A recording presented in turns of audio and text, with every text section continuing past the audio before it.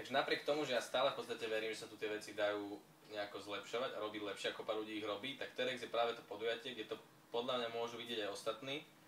A je to miesto, kde máte pocit, že ste možno ako keby až na nejakej inej planéte plnej nejakých pozitívnych deviantov a ostrovčekov pozitívnej deviácie.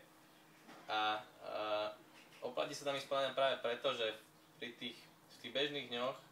človek často si nevšíma kopu tých pozitívnych vecí okolo neho, na veľa vecí možno nemá čas, samozrejme má kopu svojich problémov. A práve tam počas toho jedného dňa môže tak na chvíľu možno ujsť.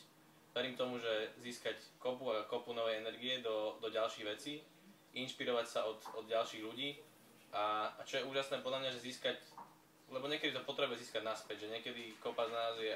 asi každý niekedy už trochu unavený z toho všetkého, niekedy možno sám prestáva veriť, že sa tu naozaj niečo pohne niekde dopredu a myslím si, že práve po takejto akcii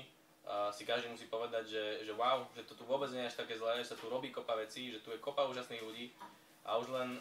v podstate spomedzi tých návštevníkov by sa podľa mňa dali vyskladať ďalšie 4 TEDxy a ďalší program 4 TEDxov. Takže to je ešte možno ďalšia zaujímavá vec, že jedna vec je, že počujete ľudí, ktorí možno, a verím tomu, že majú čo povedať, a druhá vec je, že tam sú ľudia, ktorých chcete spoznať a ktorých by ste mali spoznať a to publikum je minimálne rovnako zaujímavé ako tí ľudia, ktorí sú tam na tom pódiu. A čo je ešte zaujímavejšia vec podľa mňa, že každý z tých ľudí, kto je v tom hľadisku, má rovnakú šancu na budúci rok byť na tom pódiu, alebo na tom pódiu už bol nejaký rok predtým, takže je to určite akcia, na ktorú by ste mali ísť a na ktorú sa aj veľmi teším.